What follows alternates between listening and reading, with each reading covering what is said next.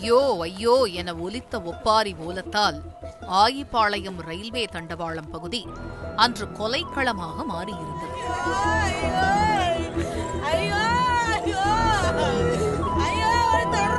கத்தியால் குத்திக் கொல்லப்பட்ட ஆணின் சடலத்தை ஒருபுறம் போலீசார் மீட்டெடுக்க, மறுபுறமோ கத்தி கதறிக் கொண்டிருந்தார் ஒரு பெண்.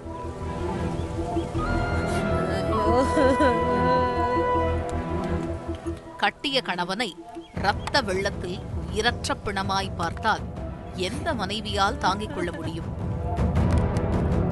கூடியிருந்த கூட்டமும் அந்த அழுகையை உண்மை என நம்பியே பரிதாபப்பட்டது. ஆனால் அது உண்மை அல்ல. அந்த பெண் வடிக்கும் கண்ணீர் துளிகள் ஒவ்வொன்றும் ஊரை ஏமாற்றப் போடும் நாடகம். கள்ளக்காதலனோடு சேர்ந்து கணவனை கூலிப்படை ஏவி கொலை செய்துவிட்டு இப்படி நீலி கண்ணீர் வடித்துக் கொண்டிருக்கிறார். ஆம், கொல்லப்பட்டவர் பழனிவேல். 46 வயதான இவர் நாமக்கல் மாவட்டம் ராசிபுரம் அடுத்துள்ள நம்பர் 3 குமாரபாளையம் பகுதியைச் சேர்ந்தவர். இவருக்கு செல்வி என்ற பெண்ணுடன் திருமணமாகி ஒரு மகன் உள்ளார். கூலி தொழிலாளியான பழனிவேல் கடந்த 2 தினங்களுக்கு முன்னர் இப்படி சடலமாக மீட்கப்பட்டிருக்கிறார். பழனிவேலின் உடலில் இருந்த காயங்கள் நடந்திருப்பது கொலைதான் என சான்றளித்தது. சடலத்தை மீட்டு உடற்கூராய்விற்காக மருத்துவமனைக்கு அனுப்பி வைத்த போலீசார் விசாரணையை தொடங்கியிருக்கிறார்கள். அதில் பழனிவேலுக்கு ஊருக்குள் சொல்லிக் கொள்ளும்படி எந்த முன்விரோதமும் இல்லை என்று தெரிந்தது. இதனால் பழனிவேலின் மனைவி செல்வியை காவல் நிலையம் அழைத்து சென்று விசாரித்துள்ளனர். அப்போதுதான் நடந்த கொடூர கொலை வெளிவந்தது. பழனிவேலுக்கும் செல்விக்கும் கடந்த சில ஆண்டுகளுக்கு முன்னர் கருத்து வேறுபாடு காரணமாக சண்டை ஏற்பட்டிருக்கிறது.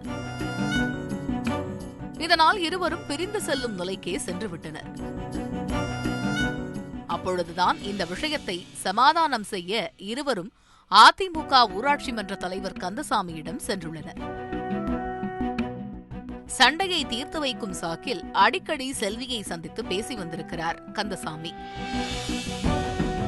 அந்த பேச்சு கள்ளக்காதலாக மாறி கட்டிலில் முடிந்திருக்கிறது. இருவரும் அடிக்கடி தனிமையில் சந்தித்து உல்லாசமாக இருந்துள்ளனர். ஒரு கட்டத்தில் இந்த விஷயம் பழனிவேலுவுக்கு தெரியவர மனைவியை கண்டித்திருக்கிறார். மேலும் வீட்டை விட்டு வெளியே செல்லாதபடி கண்கொத்தி பாம்பாய் கண்காணித்தும் வந்திருக்கிறார். இது கள்ளக்காதலர்களுக்கு இடையே கொலை வெறியை உண்டு பண்ணியது. இதனால் கடுப்பான இருவரும் பழனிவேலுவுக்கு கடந்த 2ஆம் தேதி அன்று இரவு ஸ்கெட்ச் போட்டிருக்கிறார்கள்.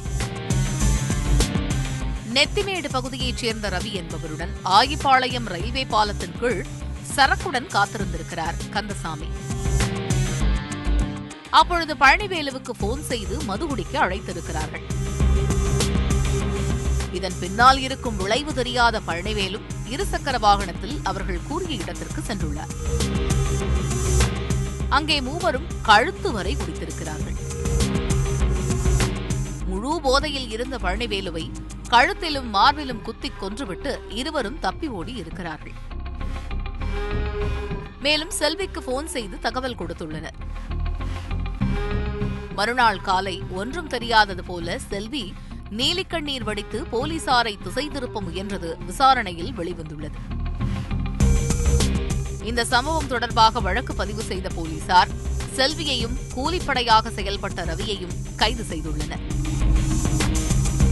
தலைமறைவாக இருக்கும் அதிமுக ஊராட்சி மன்ற தலைவர் கந்தசாமியை வலைவீசி தேடி வருகிறார்கள்.